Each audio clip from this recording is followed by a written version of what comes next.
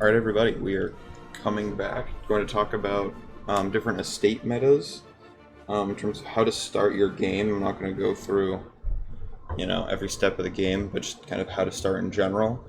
Realistically, you have two different starting points as a smaller country or as a larger country. I'm going to take, you can apply this to any of the HRE single minors, or I'm going to grab any of these small countries in Ireland as an example of a small country. And then large country, it could be England, Castile, Aragon, Ottomans, Poland, whatever you want. Those are going to be examples of large country starts. So let me grab Sligo, let me jump into normal mode. I'm immediately going to throw on debug. So everyone can see kind of my process, make sure I'm not doing anything too weird.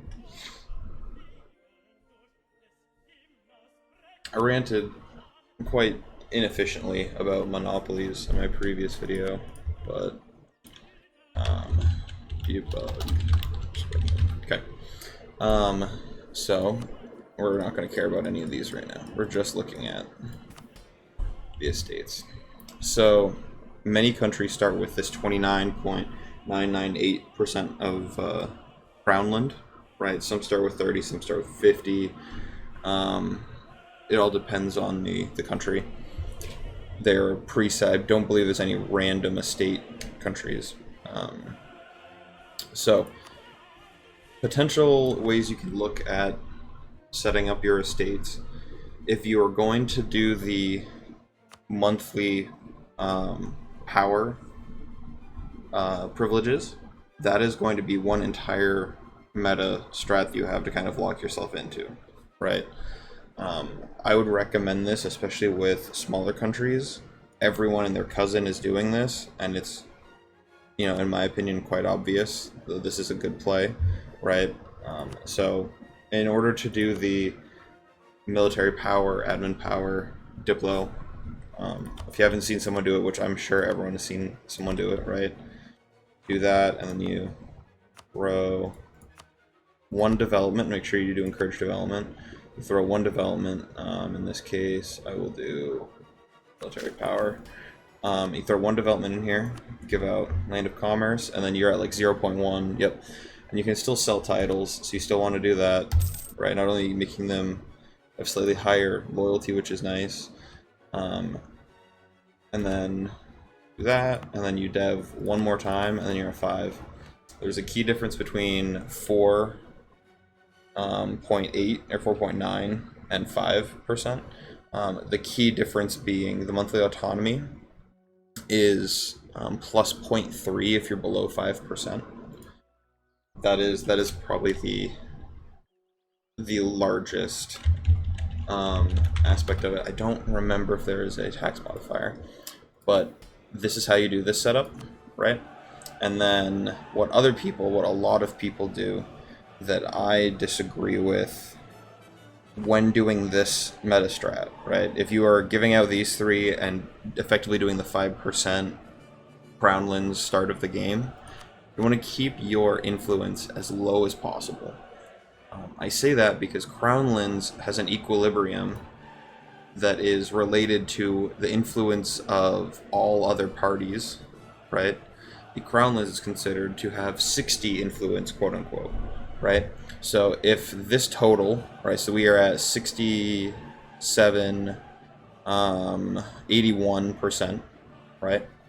So if crownlands is considered to have 60% or 60 influence versus 81 influence, that means that the equilibrium is going to be somewhere quite close to 45% crownlands, which is going to naturally tend you in that direction as you conquer more land. And so you can see if we have, if this was 50 influence, this was 50 influence, and this was 50 influence, that's 150, right? So then it would be 60 divided by 150 plus 60, so it'd be 60 divided by 210, so you'd have closer to 30 instead of 45% crownlands, which would make this number change much more slowly. Right, I'm going to pull up quick visual, just 1 second. You can find all of this as well right on the wiki. If you have not checked out the EU4 wiki, which I'm sure everyone that is currently looking at this has, it's a really good wiki in my opinion. Not the best wiki of all the video games that I play, but a pretty darn good wiki. I'll give it, you know, a positive here. So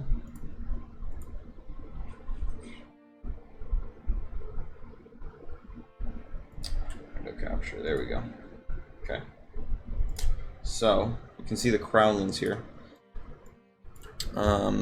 These are the modifiers. So going from the 4 to 5 or higher, right, we have 5% tax, which really isn't a big deal, but the autonomy is huge, especially because you got to consider that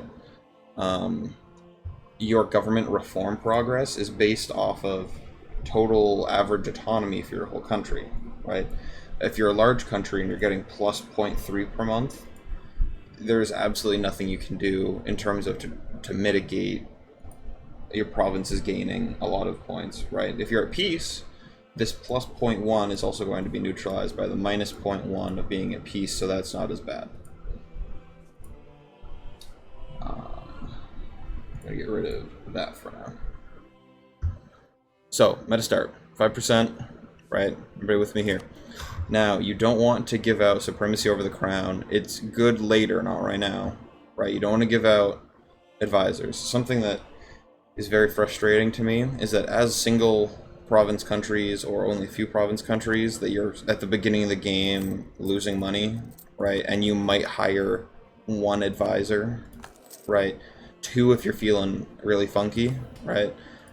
People come in here into privileges and give out aristocratic, right, clergy, right, and then commercial for no reason. Congratulations, you played yourself. This minus 25%, like, you're saving yourself 0.25 ducats. You're giving them 10 influence, which is going to reduce the amount of crownlands you get, because digging out of this 5% crownlands hole, at least 20% crownlands, if not 30% crownlands, is one of the initial goals, I would say, of any game, right? Is to expand enough to push your crownlands up. And if you aren't directly going to be hiring like a level 2 advisor early game, I wouldn't recommend taking these for a while. If you have level 1 advisors, good lord, if you can't handle an extra 0.75, right? Because it's, 0.25 off, 0.25 off, 0.25 off. So you're saving a total of 0.75 gold per month. If you can't handle saving 0.75 gold per month, your country is already messed up, to be honest. So giving out these advisors and commercial advisory board early, I don't see major benefit, especially if you're someone that likes to keep your stability up, which generally keeping your stability around 0, 1 is good. Not necessary, but good.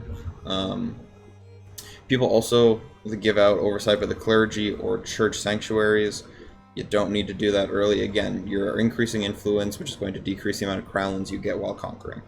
So my recommendation, if you're going to bring out these 3 privileges, right, for the monthly points, then you need to only choose things that either reduce, or not reduce, that don't increase influence, right? So you don't want supremacy over the crown. That just gives him 30 additional influence overall as a net, right? You don't want trade fleets, right? 10% ship trade power. When you start as a small country, does all of 8 light ships, like, that's going to be relatively potent, but is that really going to swing the game for you to the same degree as having lower influence to increase the equilibrium? I'm not sure that's such a great deal. And also given the fact that you also have to remove it later and take that minus 20 loyalty penalty at some point. One thing I would say that I wouldn't mind if, of all of these, the only other one I would be totally fine taking would be the Patronage of the Arts. That is 5 influence and 5 loyalty. In some cases, that 5 loyalty will get you over the 50% hump, because you want each of your estates to have a 50% equilibrium or higher. Even if it doesn't happen at the beginning of the game, right, you can instead wait and give out additional, monopolies or loyalty, right? But patrons of the arts can be very useful in regards to equilibrium. Also, another kind of partial tip is that patrons of the arts scales based on your current prestige. I don't remember if it's at 0 prestige to negative 25, you get 20 prestige as the gain 20 prestige, and then once you're below negative 25 prestige, you get 25 prestige. Let me check, right? So if you're going to disinherit an heir, and you're also thinking about taking patrons of the arts, never take patrons of the arts and then disinherit an heir, right? I'm going to disinherit, which is minus 50 prestige, right? So it was 15 because I was positive prestige. Let me see what it is now. Oh, I went to the wrong one. 25. Yep. So you just gained 10 extra prestige by literally doing them in the correct order. Right? And that'll bring you much closer back to the 0 prestige equilibrium. So if you're going to disinherit, patrons of the arts, I think, is worthwhile. Even if you're doing this strat, it's 5 influence, and save you a lot of prestige. Also helps that decay back closer to 0, or even it's going to have a positive equilibrium. So if you're going to disinherit, patrons of the arts, I think, is a good play at the beginning of the game. Otherwise, if you're doing this meta strat, I wouldn't take anything until you get your crownlands higher, because of the push of that equilibrium. So that's one, right? That's a small country. That would be arguably my meta start. And then there's obviously and then obviously is the option of not doing that start, right? In which case, if you're not going to have the +1s per month the rest of the game, right? I keep this all the way through absolutism, all the way through the whole game. That gives you thousands of extra power points, right? Which is crazy. But if you're not going to do that, then I have no problem seeing someone drop supremacy over the crown.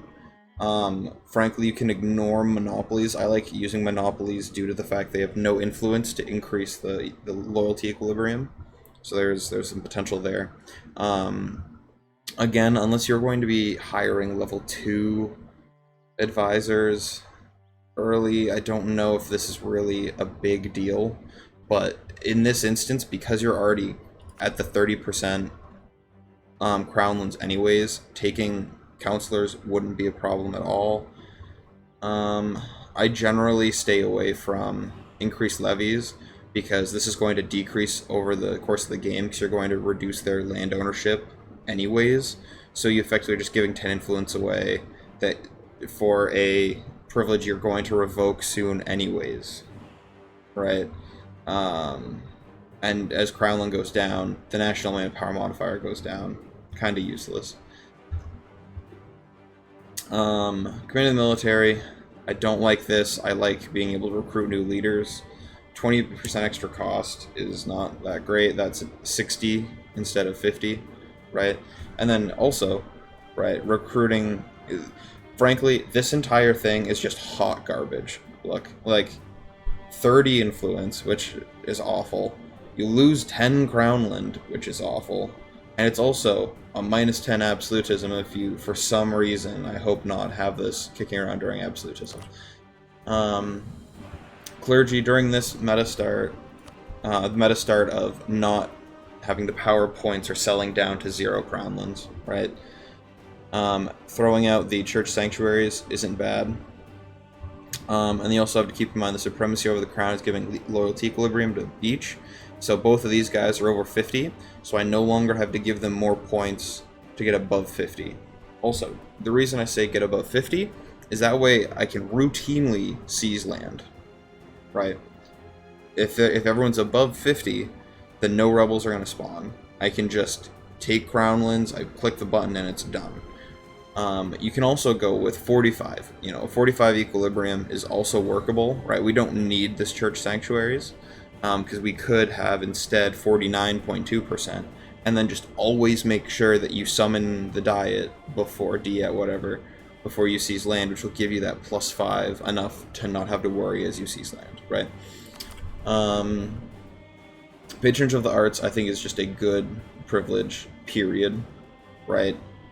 Small loyalty, small influence, small max absolutism, but realistically, late game, you're going to get rid of this because a very minor change in prestige, especially if you're playing an expansionist nation, really, you're going to have enough modifiers to stay at least 90% equilibrium for prestige. This is useless once you get to like 1600s, 1650s.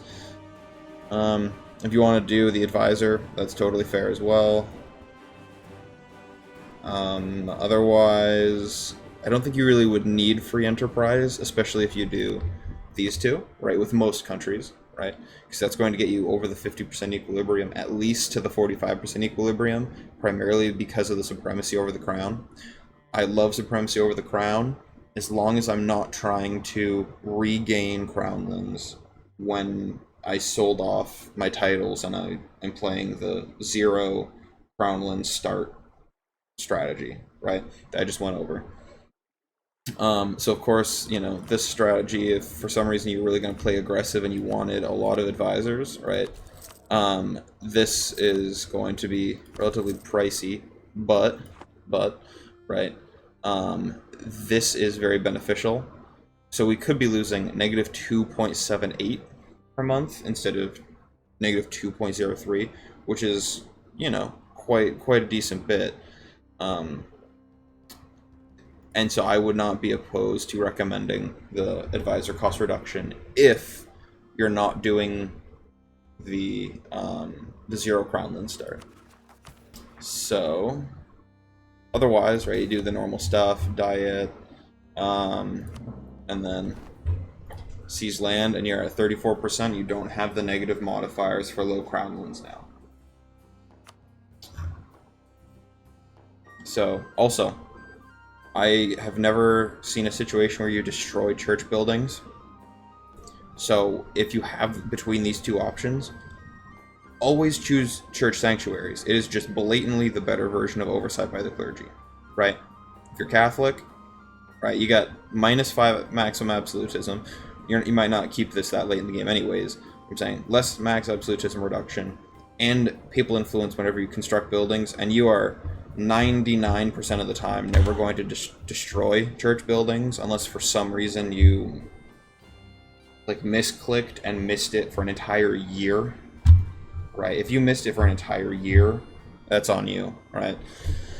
So that's kind of the two potential starts. For small countries, I would recommend the 0 crownlands start. Now, you can also do a kind of off-brand start as large countries such as the Ottomans, right? If you have, if your leader is weak in one skill, this is kind of a bad example because this dude's 646, right? Like, he's not really weak in any skill.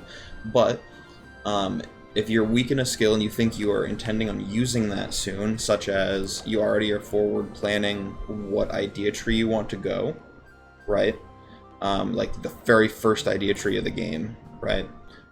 It might be beneficial to pick up one of the privileges that gives monthly power for that for the rest of the game, right? Because you're going to be stacking up those points. So even if you get this within 4 years, then there's another 5 years until you get Tech 5, right? That's still what 48, 60, so that's 108 more Diplo points, which is at least a quarter of an idea on its own, right?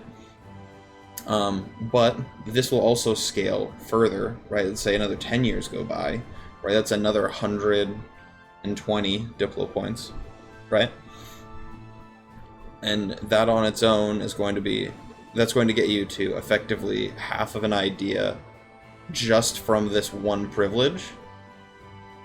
And what you're going to be losing in the circumstance, right? You are at 30% Crownland start, right? If you only give out one, you are effectively trading 10 national tax modifier temporarily, right? It's not guaranteed for the rest of the game minus 10% tax modifier. As soon as you get to 30, you're back to normal, right?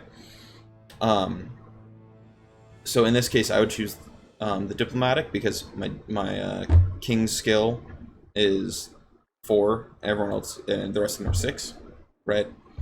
So that's why I would choose that. And then other than doing, you know, give all 3 monthly power privileges, right? You could go back into the same relative setup that we had before, right? If you want to try and regain that Crownlands a little bit faster instead of relying on seized land, which it could be 50-50 if it's worth it, especially as large countries. Large countries get much smaller reduction to Crownland changes because it's based partially, the calculations are based partially on the size of your country and the new development you gained. So let me pull up that window again. So I believe everyone can see that. This is the calculation here, right? The land share after. So this is just a decent portion of the kind of the background. If you want to know more about, you know, estate information, just throw in estates EU4, and this, you can read through this whole thing. I know I have a few times, and there's a lot of good information. But yeah, so that is the quick run through of that. Any questions, throw them in the comments. But that's just a quick rant on what I would view some potential meta starts.